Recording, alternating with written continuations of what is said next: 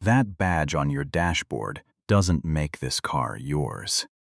Officer Ray Dalton said it loud enough for the whole plaza to hear, one hand already resting on his belt, the other pointing at the cream-colored Bentley flying spur parked crooked in front of the Ashcroft County Courthouse. The woman standing beside the driver's door didn't answer right away. She just looked at him the way a teacher looks at a student who has confidently gotten the answer wrong in front of the entire class. Behind her, on the marble steps, 60 or 70 people were already gathering for the 10 o'clock hearing, and every single one of them stopped walking. 12 minutes earlier, none of this existed. The plaza had been ordinary. Reporters from 2 local stations were setting up tripods near the fountain because the Whitlock corruption trial was starting that morning, the kind of case that pulls camera crews out before sunrise. Court clerks moved in and out of the side doors, carrying bankers' boxes.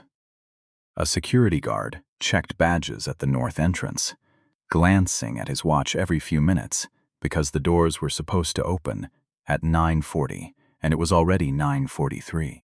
Then the Bentley rolled in. It didn't announce itself the way people expect luxury cars to announce themselves. No revving engine, no music thumping through the windows. It just glided to the curb, quiet as a held breath, and stopped exactly where the drop-off lane ended.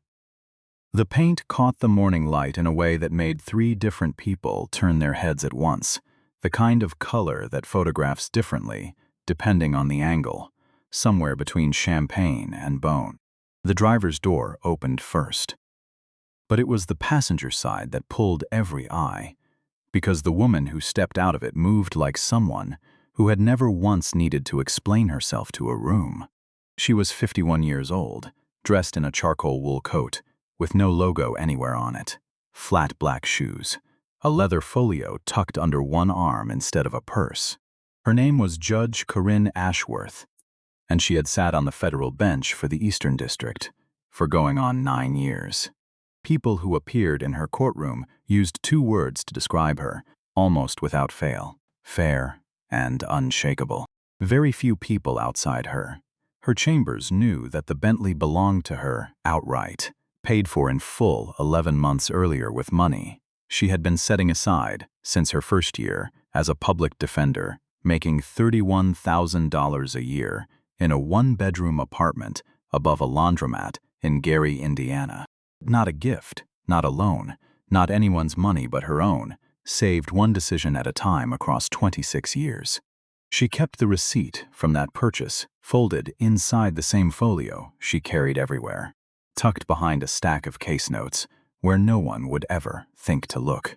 Not because she needed proof, because her mother, Delphine Ashworth, had raised 4 children on a nursing assistant's salary in a 2-bedroom apartment where the heat cut out every February, and had told her exactly one thing on the morning Corinne left for law school, with a single duffel bag and a bus ticket: "Don't you dare let anybody make you small enough to fit what they expect."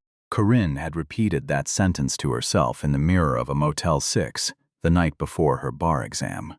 She had repeated it again, silently, the morning she was sworn in as the youngest sitting judge in the Eastern District. She had never once said it out loud to a stranger, because some things aren't meant to be explained. They're meant to be lived. At 6 that morning, 3 hours before the Bentley ever touched the courthouse plaza, Corinne had been standing in her kitchen reviewing sentencing guidelines with a mug of black coffee going cold beside her laptop, the same routine she'd kept for 2 decades, regardless of how large or small the day's docket happened to be. She didn't own a television in her living room. She owned 400 and something legal volumes and a single framed photograph of her mother at 40, laughing at something outside the frame, taken the year before Delphine's hands had started shaking too badly to hold a coffee pot steady. Corinne had learned early that dignity wasn't loud. It didn't need an audience. It simply showed up, on time, every single day, whether or not anyone was watching. None of that history was visible to the man watching her from across the plaza.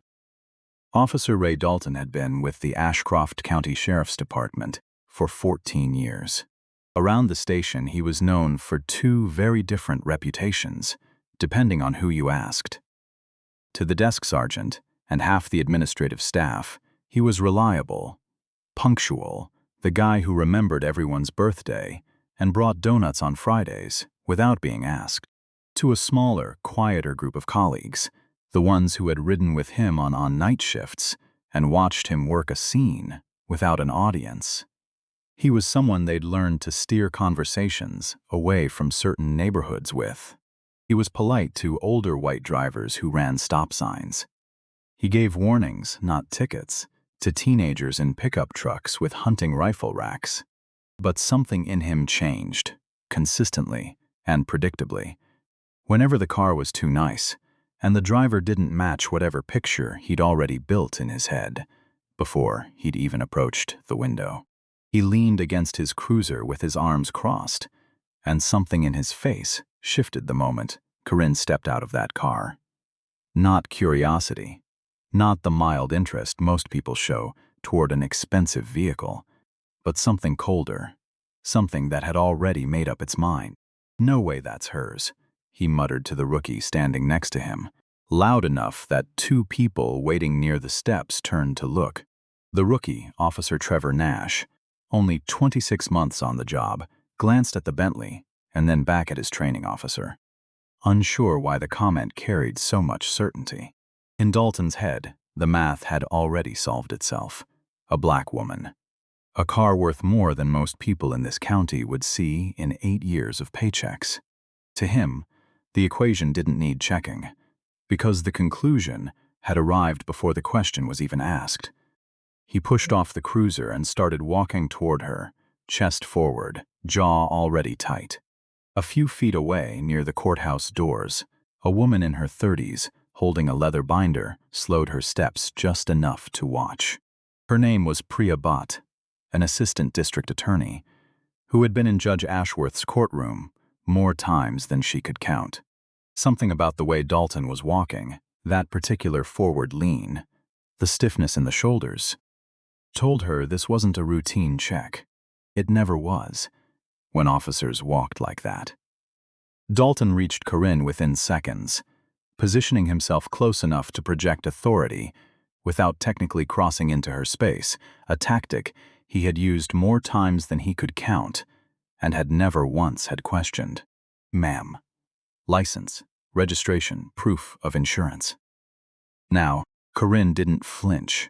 She reached into her coat with slow, deliberate movements, aware that sudden motion in front of an already agitated officer could be read as something it wasn't, and handed him exactly what he asked for without a single word of protest. Dalton studied the documents the way a man studies, something he has already decided is fake. He turned the registration card over twice. He held her license up toward the sun, as if searching for a flaw he was certain had to be there. "People print fake papers all the time these days," he said. Not really to her. More to the small crowd that had started drifting closer. Corinne's expression didn't change, though something behind her eyes suggested she had watched this exact scene unfold before, in different rooms, with different uniforms, always carrying the same underlying assumption dressed up as procedure. "The documents are accurate, officer," she said, and waited. Trevor Nash, standing a step behind his training officer, leaned in and lowered his voice.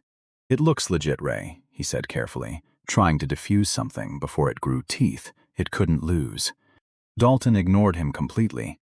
His attention had narrowed onto proving a theory that had nothing to do with facts and everything to do with a story he'd already built in his own head before she'd taken 3 steps out of that car. He needed her to be guilty of something, anything.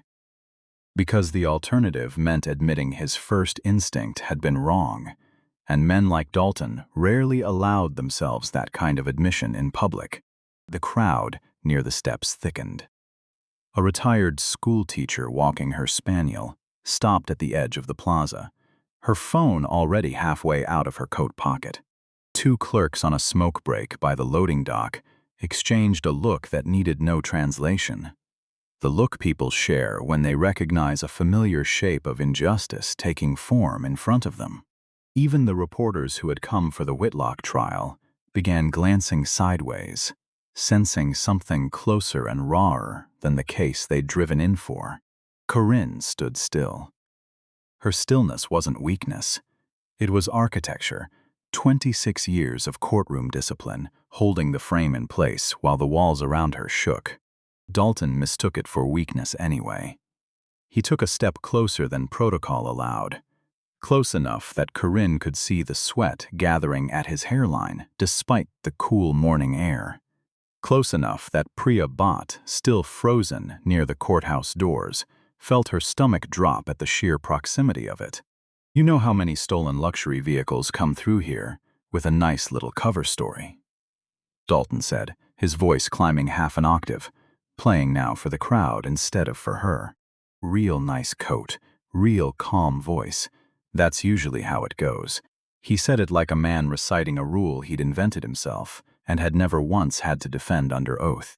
A man near the fountain, filming with his phone held sideways, muttered, "This is insane," under his breath, not quite loud enough for Dalton to hear, but loud enough for the three people standing near him to nod in silent agreement. The temperature of the crowd was shifting from curiosity into something closer to dread.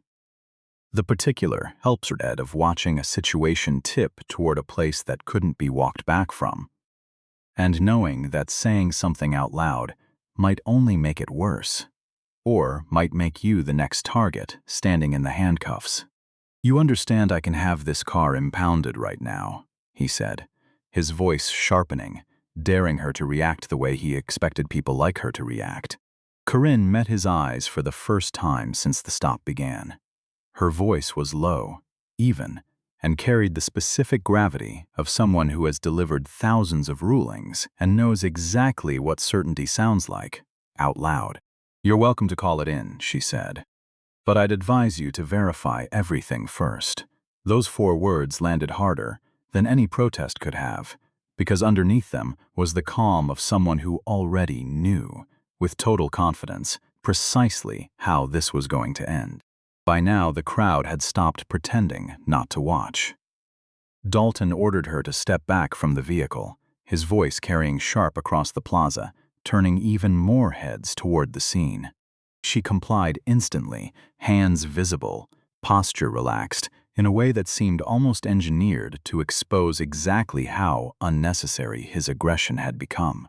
Near the courthouse steps, a tall man in a navy suit stiffened. Recognition crossed his face the second he got a clear look at her. His name was Malcolm Reyes, a defense attorney who had appeared in front of Judge Ashworth more times than he could count, and the sight of her standing in handcuff range froze him for a full 3 seconds. He turned to the colleague beside him and whispered, just loud enough for 2 or 3 strangers nearby to catch it, "That's Judge Ashworth." The words rippled outward through the crowd in a slow wave, name, passing from mouth to mouth, until a visible shift moved through the plaza. The unmistakable tension of people, realizing exactly how wrong this scene had already become. Dalton either didn't hear the warning or refused to let it interrupt him. "I don't care who she says she is," he snapped, loud enough for everyone nearby to hear with painful clarity. The statement landed like a small detonation, because Corinne had said nothing about her title. She hadn't raised her position once as a shield, and still Dalton had already decided that any claim to credibility coming from her had to be a lie. More phones rose into the air. A college student near the barricade tapped his screen, and a small red dot blinked to life in the corner of it. The exact instant history apparently decided to start paying attention. Within minutes, dozens of strangers were no longer just watching. They were broadcasting, turning a quiet sidewalk stop into something the city wouldn't be able to look away from by nightfall. The air had gone thick in that particular way it gets right before something breaks. Dalton reached for his handcuffs. The metallic click of the mechanism cut through the murmur of the crowd like a small, sharp warning shot. The plaza seemed to freeze in that exact instant, voices dropping into stunned silence, as if everyone present understood, almost simultaneously, that a line had just been crossed that could not be uncrossed. Priya Bhatt stepped forward instinctively, raising a hand. "Officer, this is completely unnecessary." Her voice carried the clear authority of a woman who spent her professional life inside courtrooms. But Dalton turned on her sharply. "Back up, or you're getting detained too." Priya hesitated, caught between the instinct to intervene and the very real fear of becoming the second headline of the morning. Corinne, sensing the tension rippling outward, spoke calmly, her voice steady enough to cut through the noise without ever rising in volume. "It's all right," she said simply. "Let him finish what he started." The cuffs closed around her wrists with a soft metallic snap that somehow sounded louder than anything else in that crowded plaza. Somewhere behind her, a woman gasped audibly, and the sound seemed to travel through the crowd like a small shockwave. One person after another, realizing at the exact same second that this had actually happened, that it wasn't going to stop on its own, that no one standing there with a badge was going to intervene. Corinne didn't resist, didn't pull away, didn't offer the smallest gesture of struggle, because she understood, better than almost anyone standing there, that her composure in this exact moment would matter more than any argument she could make with her voice. Malcolm Reyes felt his hands curl into fists at his sides and forced them open again, one finger at a time, because he knew, the way any defense attorney who has spent a career reading rooms knows, that the worst thing he could do right now was give Dalton a second target. He had watched enough body camera footage in his career to understand exactly how these moments got twisted afterward, how a lawyer standing too close, speaking too loud, could become obstruction in an incident report, typed up hours later by someone determined to justify what had already happened. So he stood there instead, jaw tight, saying nothing, hating every second of his own silence, filing it away the way a man files away something knows he'll need to answer for later, if only to himself. "You're going to regret this," she said quietly.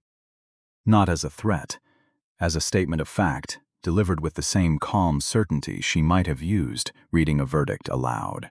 Dalton laughed, a short, dismissive sound meant to project confidence he no longer fully possessed.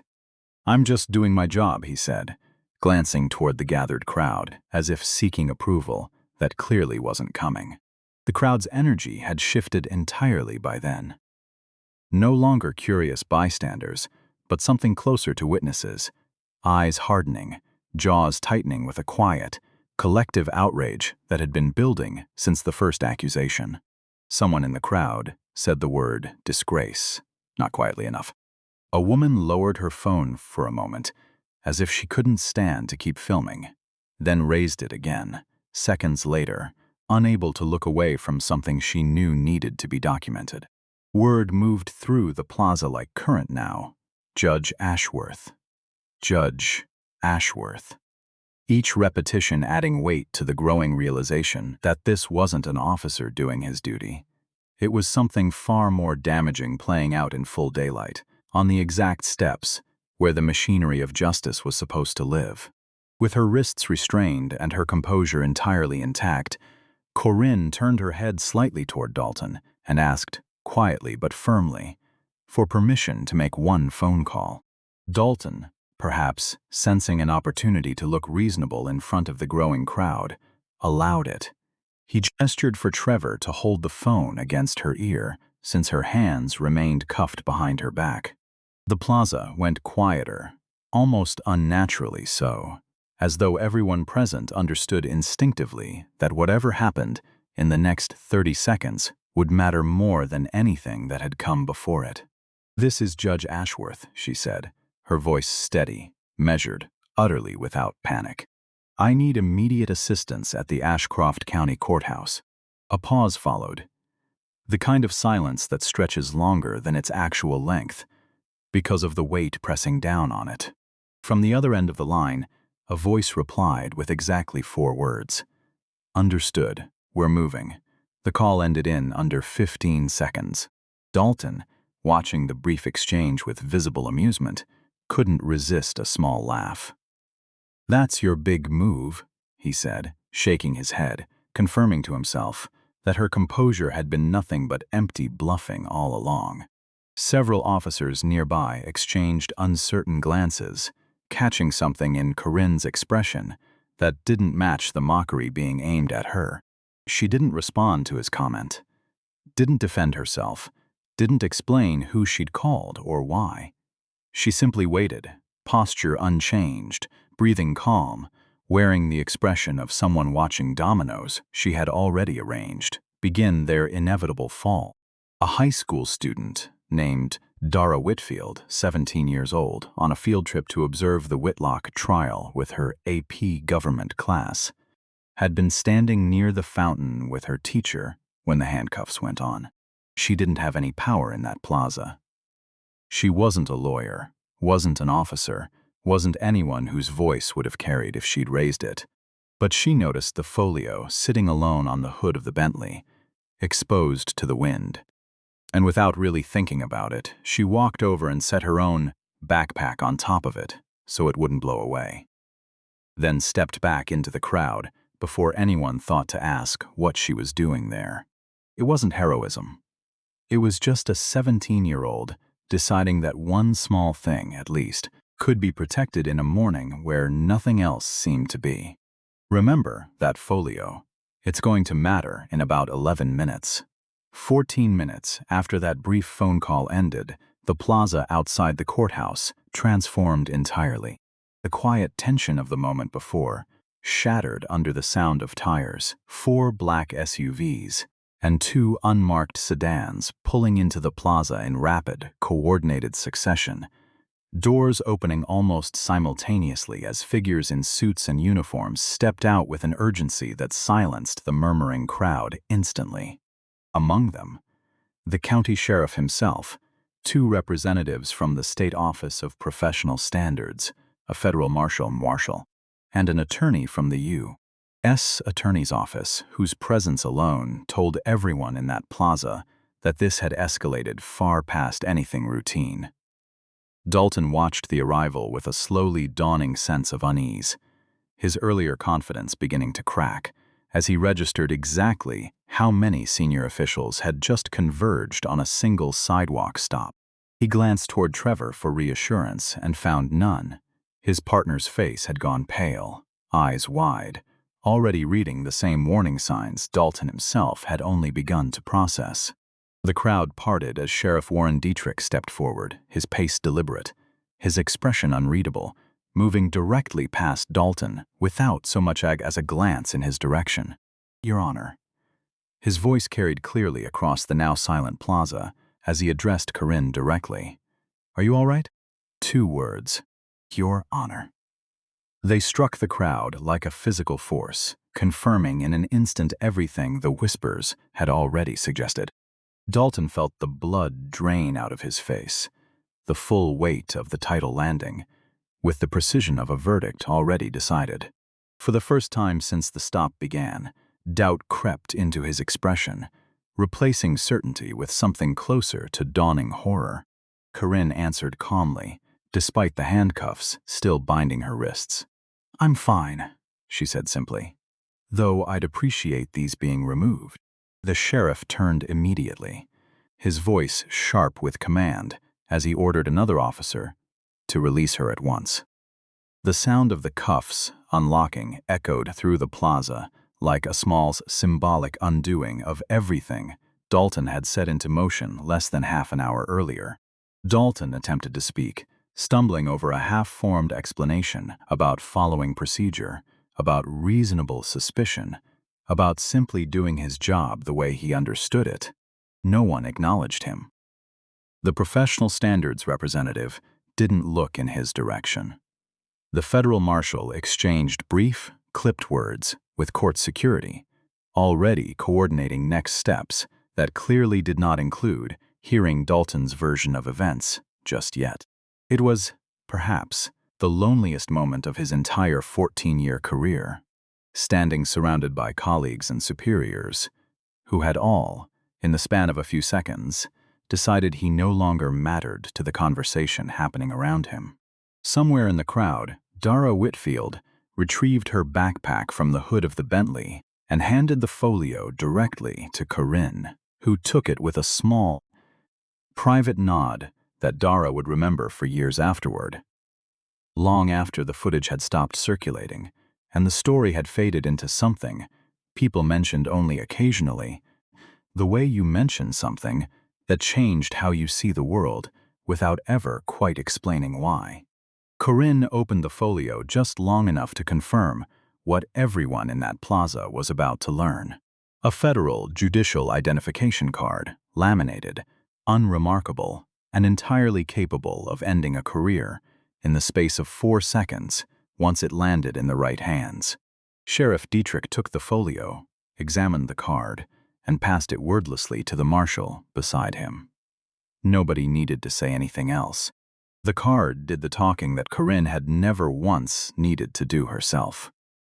Within the hour, investigators had pulled every available angle of footage, treating the courthouse plaza less like the site of a routine traffic stop and more like the scene of something that needed to be preserved exactly as it happened. Body cameras were pulled from both Dalton's and Trevor's uniforms, synced against timestamps to construct one unbroken record. Street cameras along the courthouse perimeter added angles their own equipment had missed, including the exact 11 seconds where Dalton flipped the registration card without ever actually reading it. Court security footage added another layer, capturing the crowd's shift from curiosity to open alarm well before the cuffs ever appeared. Investigators cross-referenced all of it against the dozens of live streams and recordings already circulating among bystanders. Every version told the same story from a slightly different angle. Dalton mocking, suspicious without cause, dismissive of documentation, escalating a routine stop into something far more serious, based entirely on assumptions formed before a single word had been exchanged. An attorney representing Ashcroft County arrived within the hour as well, standing quietly to one side as professional standards began its preliminary review, fully aware that whatever legal exposure existed here would only grow larger the longer the footage circulated unanswered. Investigators sat Dalton down in a small administrative office inside the courthouse, the contrast between that quiet, sterile room and the chaos of the plaza outside almost unbearable in its silence. A single fluorescent light buzzed overhead. Someone had left a half-empty water bottle on the table from a previous interview, and nobody bothered to move it, as if removing anything from that room might disturb whatever fragile order was still holding the day together. "Why didn't you verify the VIN before escalating the stop?" one investigator asked, her tone neither hostile nor sympathetic, simply factual. Dalton struggled to answer, offering fragments of justification that crumbled the moment they left his mouth. He mentioned instinct. He mentioned 14 years of experience. He mentioned a pattern he claimed to have noticed on patrol. When pressed for specific examples, his explanations grew increasingly vague, increasingly difficult to defend, and the investigator kept writing without a single change in her expression. Though everyone in the room understood exactly how thin the reasoning sounded, once it had been stripped of the confidence that carried him through the original confrontation. "Walk me through what you saw," the second investigator said, sliding a printed still frame from the body camera footage across the table. Corinne standing calmly, registration extended. Dalton's own hand caught mid-gesture, dismissive, already turned half away from the documents he claimed to have carefully reviewed. Dalton stared at the image for a long moment before answering. "I saw a woman who didn't match the car," he finally said, and immediately seemed to hear how it sounded once it left his mouth, because his eyes dropped to the table and stayed there. Didn't match it how? The first investigator pressed, not unkindly, simply waiting. Dalton didn't answer that one at all. The silence stretched long enough that both investigators simply let it sit there, unfilled. Because some questions answer themselves once a person refuses to answer them out loud. Outside, the footage had already spread far beyond the initial crowd of bystanders, shared and reshared until it reached corners of the county that had no connection to the plaza at all. Strangers who had never met Corinne Ashworth found themselves moved by her composure, her patience, the plain dignity with which she'd endured, something no one should ever have to endure. Strangers who had never met Ray Dalton found themselves dissecting his every word, his posture, his dismissive laughter, building a portrait of someone whose actions confirmed exactly the kind of bias many had long suspected operated quietly beneath the surface of routine policing. By early afternoon, the story had taken on a momentum no single person could control, moving through the county faster than any traditional investigation could keep pace with.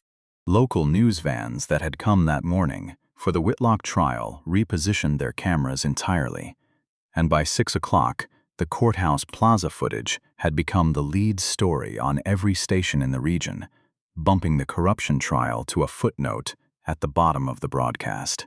A radio host spent his entire afternoon segment replaying the same 11 seconds of Dalton flipping the registration card without reading it, asking his listeners, again and again, "Would you have caught that if you were standing there? Would any of us?"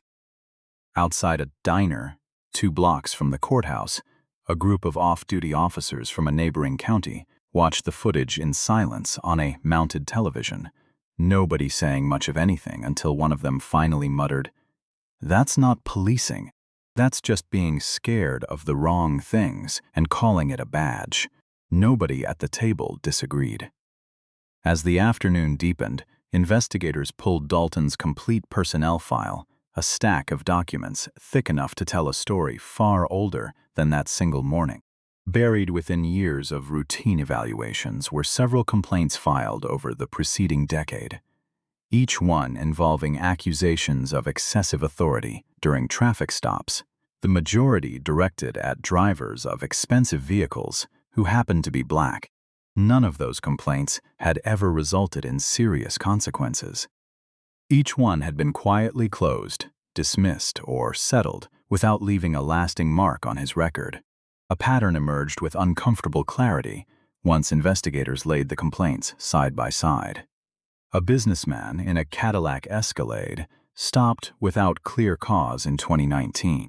A young software engineer detained over a registration that later proved entirely legitimate in 2021. A retired physician questioned aggressively despite producing every requested document within the first minute of the encounter in 2023. Each case examined individually had seemed minor enough to overlook. Together, they painted a picture that no one in the department could keep pretending not to see. One complaint filed 4 years earlier by a woman named Yolanda Freeman included a line that investigators found themselves rereading twice. She had written, in her own handwriting on the original intake form, "He looked at my car longer than he looked at my face. I don't think he ever really saw me at all." At the time, the complaint had been marked insufficient evidence and closed within 11 days. Now, sitting in a folder next to 5 nearly identical accounts, it read less like an isolated grievance and more like a prophecy. Nobody in the department had bothered to take seriously until a federal judge ended up in handcuffs on live video. Investigators interviewed Trevor Nash separately, hoping to understand whether he had witnessed similar behavior from his training officer before. Reluctantly, Trevor admitted he had noticed something uncomfortable building over the 8 months they'd worked together.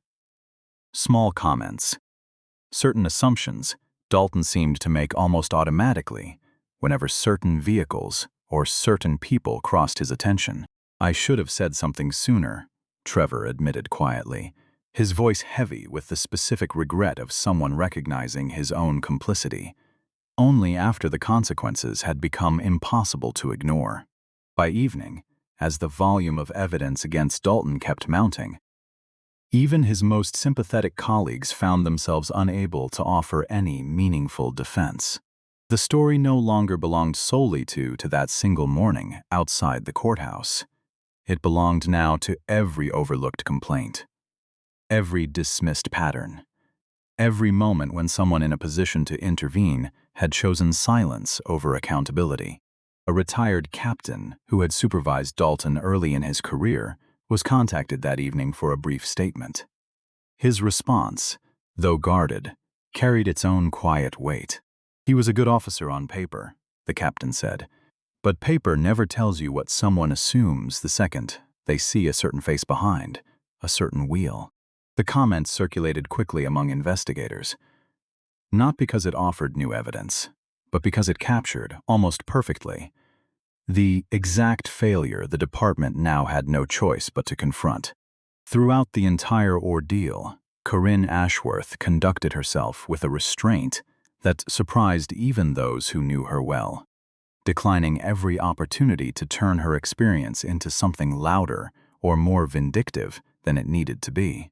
When reporters approached that afternoon, eager for a statement dripping with outrage, she offered instead a measured response delivered with the same calm she had maintained through the entire encounter. "I trust the process to reveal what's accurate," she said, simply, declining to elaborate, despite repeated questions pressing for something sharper. An aide from the U.S. Attorney's Office asked her directly whether she intended to pursue personal legal action against Dalton, a question that carried the implicit assumption that anger, however justified, would naturally seek the harshest possible outlet. Corinne considered the question briefly. "No one is above the law," she said. "That includes officers. But my interest here isn't personal retribution." The aide seemed almost thrown by the response, accustomed perhaps to victims whose understandable fury demanded immediate, visible punishment rather than careful, systemic correction. Instead, Corinne requested 3 specific things from the department, delivered not as ultimatums but as measured recommendations grounded in decades of judicial experience. A thorough, independent investigation into every prior complaint filed against Dalton, so patterns long ignored would finally receive proper scrutiny. Meaningful reform to officer training protocols, particularly around bias recognition and de-escalation, and transparent public reporting of the investigation's conclusions, because accountability meant nothing without visibility. Members of the public, watching the story unfold across screens throughout the county, began to notice the distinction emerging between 2 very different kinds of power on display that day. Dalton had wielded the obvious kind, a badge, a uniform, the authority to detain, all of it deployed carelessly and without justification. Corinne had demonstrated something far quieter, the ability to remain composed under direct provocation, to resist the pull toward retaliation, and to turn a deeply personal injustice into a call for lasting correction rather than narrow, momentary satisfaction. That distinction, more than any single detail of the original confrontation, seemed to capture the county's imagination as the day wore on. 3 weeks later, the disciplinary hearing convened inside a conference room far smaller and far quieter than the chaotic plaza where everything had originally unfolded. Dalton sat at a long table across from a panel of senior officials, his uniform pressed, his posture rigid, though the confidence that had once defined him on patrol had long since drained away under the weight of accumulated evidence. His attorney sat beside him, flipping through pages of footage transcripts and witness statements that offered increasingly little room for any meaningful defense. The panel reviewed every detail methodically, beginning with the original traffic stop and moving through each subsequent decision Dalton had made that morning. His failure to verify the vehicle's registration before escalating the encounter, his decision to apply handcuffs despite full cooperation and valid documentation. His dismissive treatment of warnings from bystanders, who had recognized Judge Ashworth well before the situation reached its most damaging point.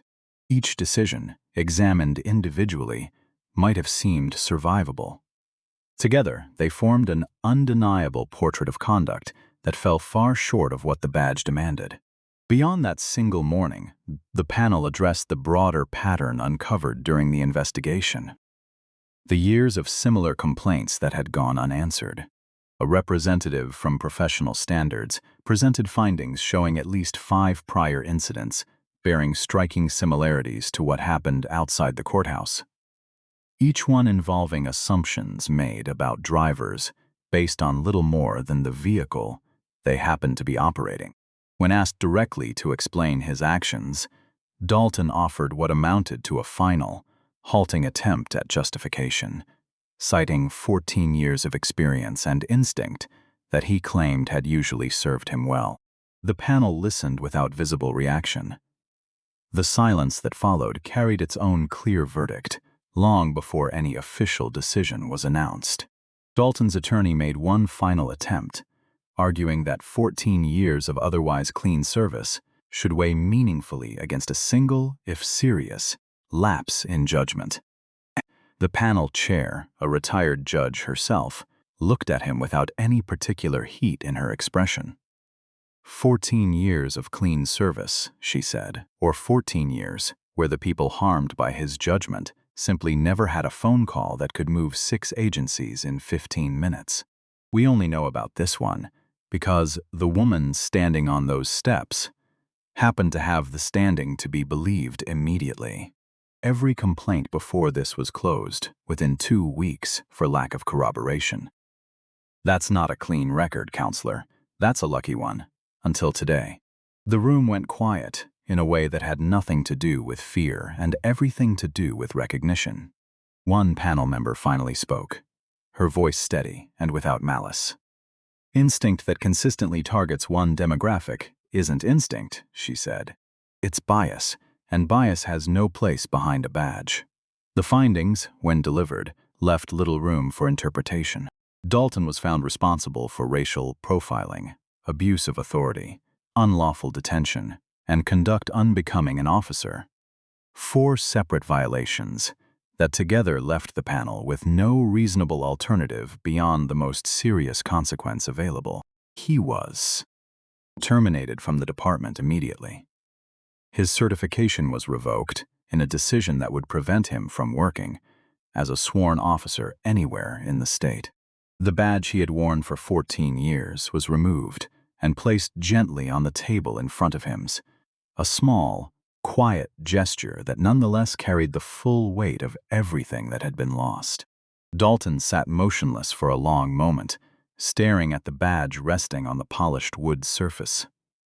The symbol that had once granted him authority over countless ordinary mornings now reduced to nothing more than a piece of metal stripped of meaning. He did not protest the decision. He didn't argue. Later that afternoon, alone in the parking lot outside the department, Dalton sat behind the wheel of his own truck for nearly 20 minutes without starting the engine. Trevor Nash found him there, having come to return a duffel bag left behind in the locker room. Neither man said much, but when Dalton finally spoke, his voice had lost every trace of the certainty it once carried. "I kept telling myself I was reading the situation," he said, not quite looking at Trevor. 14 years, and I never once asked myself what I was actually reading it off of. He paused, staring at his own hands on the steering wheel. I saw a car and a face, and I built a whole story before she said a single word. And I would have sworn under oath that I was just doing my job. He shook his head slowly. That's the part that scares me now.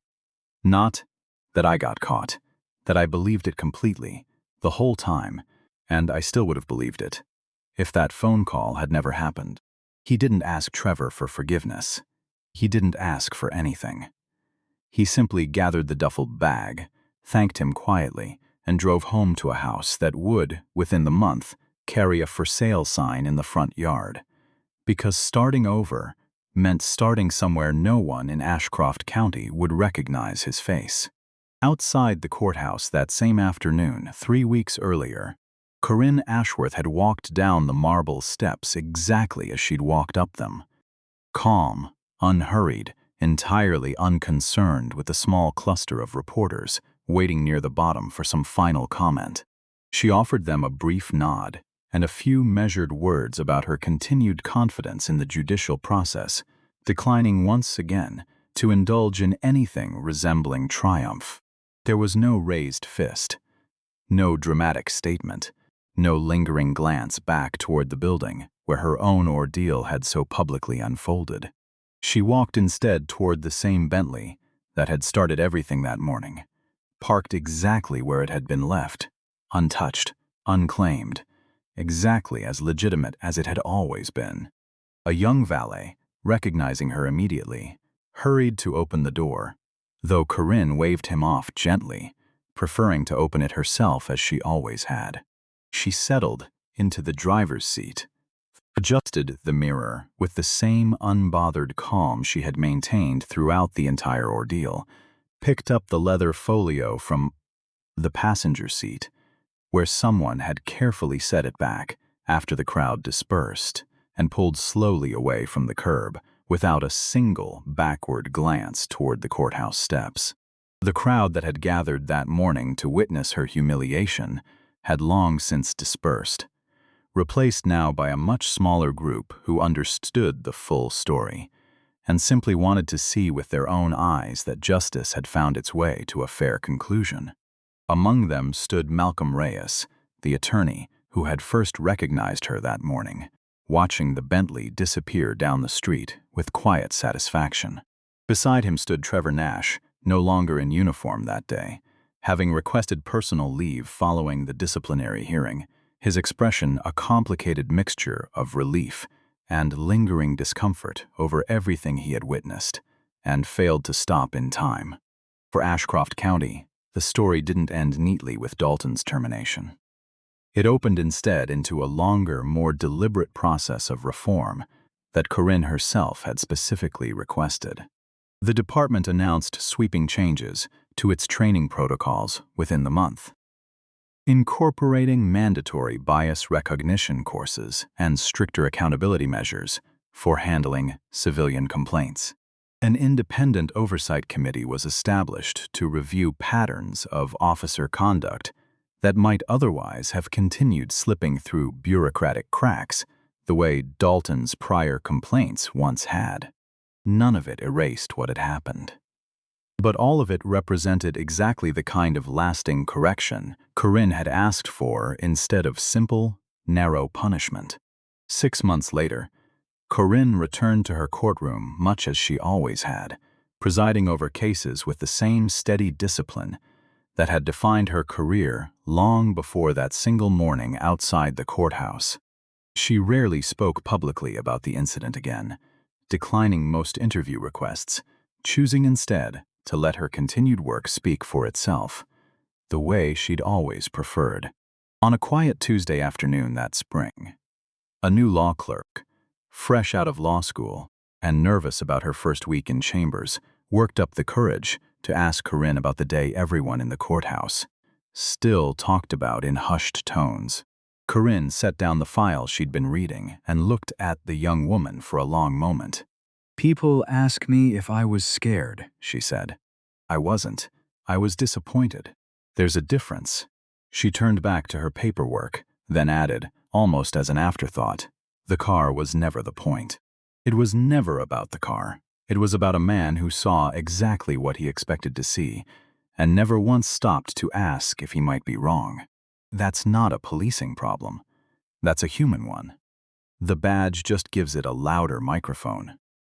The young clerk nodded slowly, and something about the way Corinne said it, plain, unhurried, without a trace of bitterness, stayed with her longer than any lecture from law school ever had. That same spring, a letter arrived at the courthouse, addressed simply to Judge Ashworth's chambers.